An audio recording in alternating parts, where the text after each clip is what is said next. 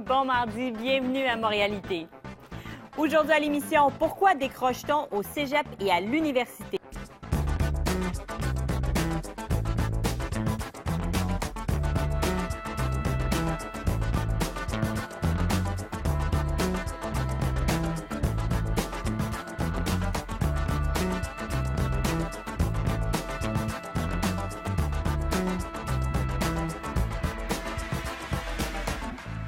Toute la semaine des journées de la persévérance scolaire et donc on vous présente des organismes, des gens qui luttent contre le décrochage. Et vous savez, le décrochage, ça ne se fait pas juste à l'école secondaire, ça peut se faire aussi au cégep et à l'université. D'ailleurs, au Québec, 33 des étudiants abandonnent lorsqu'ils sont en train de faire leur baccalauréat à l'université. Donc, Louise Sauvé, professeure à la TELUQ et directrice du Centre d'expertise et de recherche sur l'apprentissage à vie, qui s'appelle SAVI. Est-ce que le décrochage au niveau postsecondaire est préoccupant? Il l'est depuis toujours.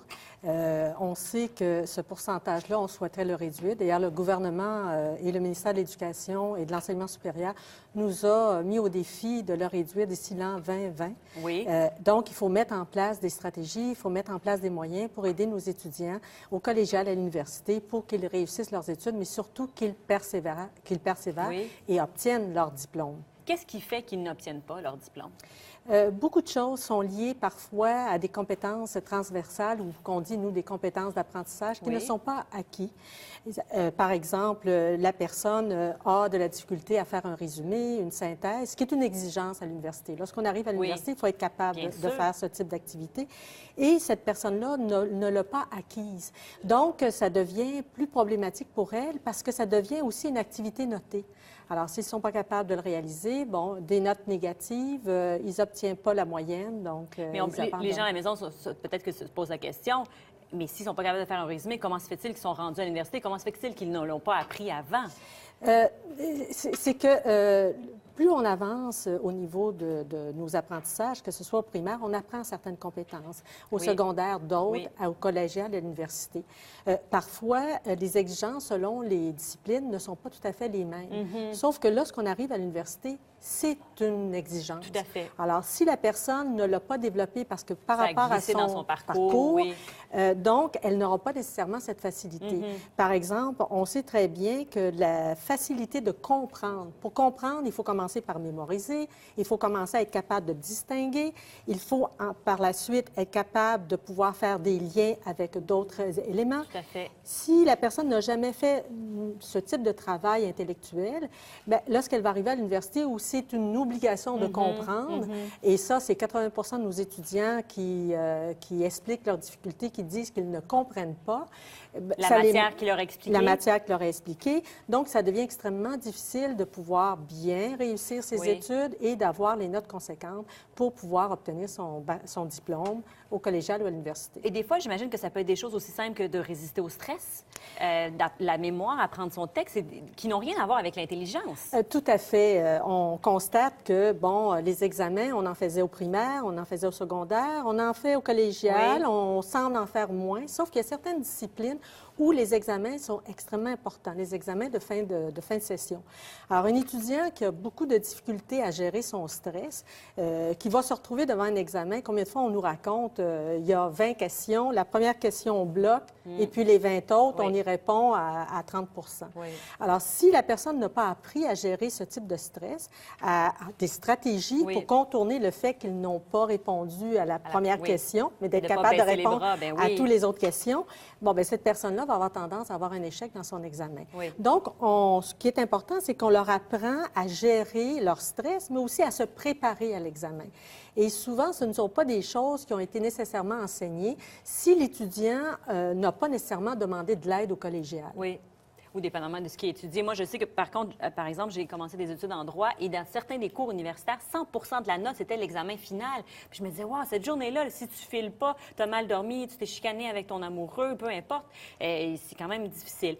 Tout ce que vous nous expliquez, en fait, vous aidez les étudiants donc par le biais d'un site web où ils peuvent aller vraiment chercher des outils. Ça s'appelle SAMI Persévérance. C'est un système d'aide multimédia interactif à la persévérance aux études postsecondaires. Expliquez-nous un peu votre site, comment il fonctionne.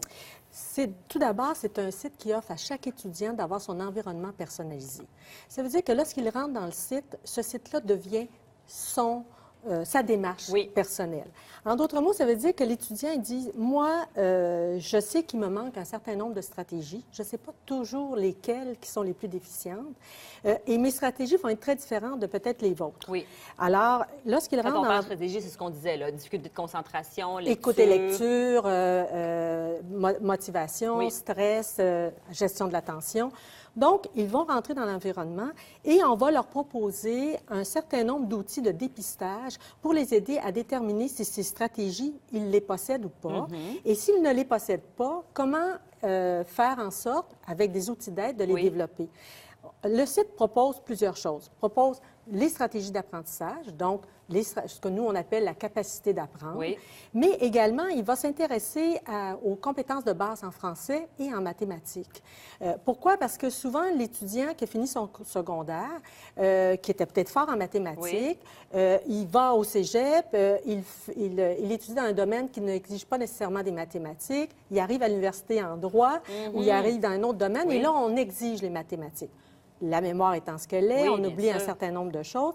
Et à l'université, c'est sûr qu'il y a des compétences de base en mathématiques qui doivent être acquises. Oui. Par exemple, savoir faire une équation, Bien une sûr. inéquation, etc. Donc, l'étudiant qui arrive et qui a oublié peut avoir de la difficulté à suivre son premier cours Oui. qui exige des mathématiques de base. Oui.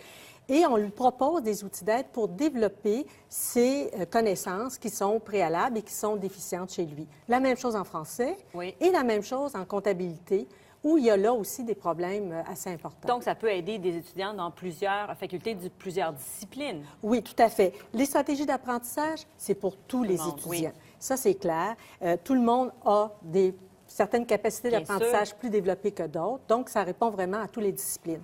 Par contre, de plus en plus, on constate que certaines disciplines exigent des connaissances de base, et c'est ces connaissances-là qu'on développe graduellement, d'année en année, et qu'on intègre dans notre dispositif d'aide. Bien, merci beaucoup d'être venu nous en parler. Donc, si les gens se sentent interpellés, ils peuvent se rendre sur votre site et donc trouver de l'information qui va pouvoir les aider éventuellement à réussir et non, ne pas décrocher. Tout à C'est ça fait. le but. Tout à Merci. fait. Merci.